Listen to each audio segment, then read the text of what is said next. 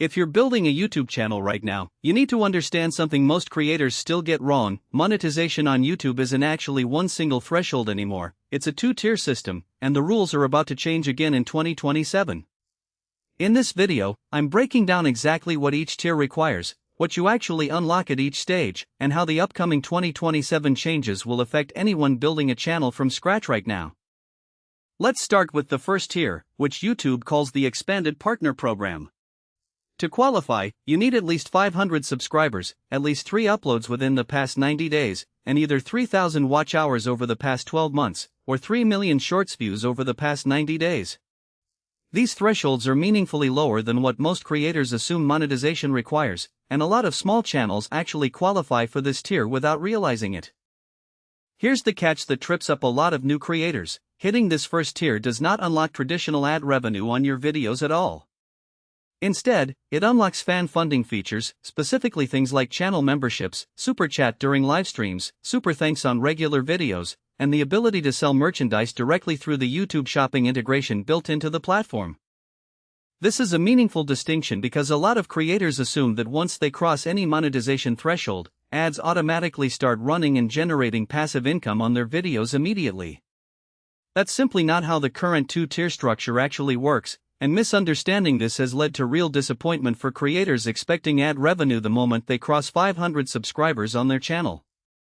To actually unlock ad revenue, the kind most people picture when they think about YouTube monetization as a whole, you need to reach the second tier, which is the traditional YouTube Partner Program that's existed since 2018. This requires 1,000 subscribers, and either 4,000 watch hours over the past 12 months, or 10 million shorts views over the past 90 days. Once you hit this second tier, you unlock the full suite of monetization options available on the platform, including standard ad revenue from ads shown before, during, and after your videos, YouTube Premium revenue share from premium subscribers who watch your content, and access to the YouTube Brand Connect marketplace for sponsored content deals with brands actively looking for creator partnerships. Now here's the part that's specifically changing in 2027, and it's worth planning around if you're building a channel right now rather than being caught off guard later on. The watch hour requirement for the second tier is set to double, going from 4,000 hours up to 8,000 hours over a rolling 12-month period, which is a substantial increase for any creator to plan around.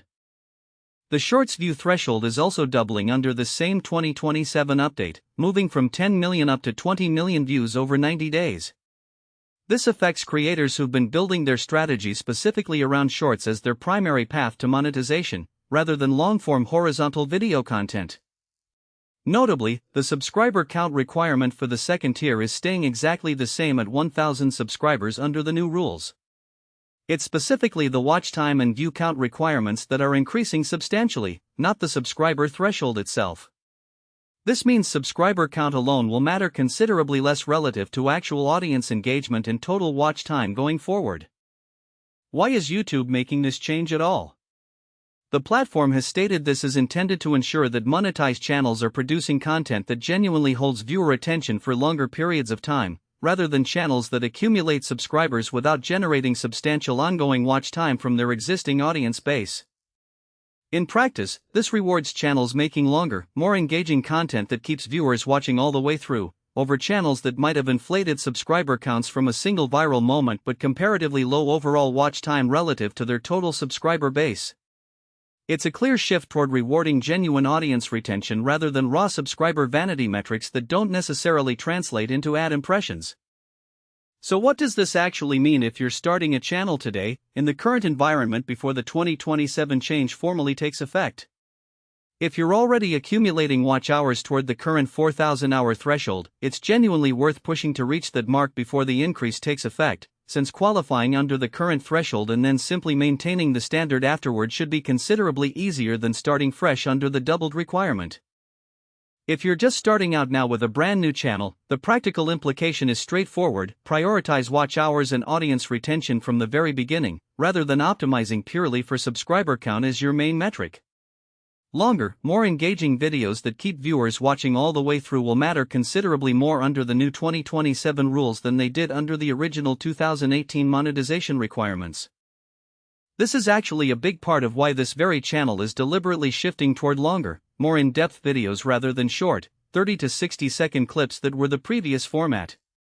Watch hours accumulate meaningfully faster with longer form content, assuming viewers actually stay engaged throughout the entire video, which directly builds toward whichever monetization threshold happens to be currently in effect at the time.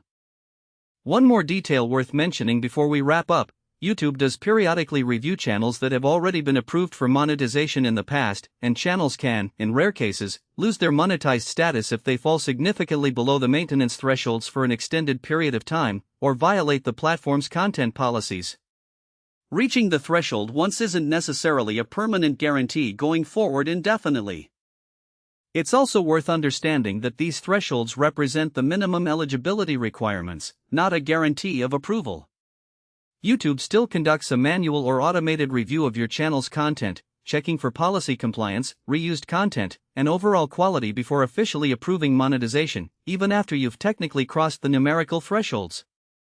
The bottom line here is straightforward: understand which of the two tiers you're actually targeting for your channel, know the real requirements for that specific tier rather than assuming based on outdated information, and plan your content strategy around watch hours and retention rather than purely chasing subscriber count, especially with the 2027 changes now clearly on the horizon for every single creator on the platform. That's the complete breakdown of YouTube's current and upcoming monetization requirements for 2026 and 2027.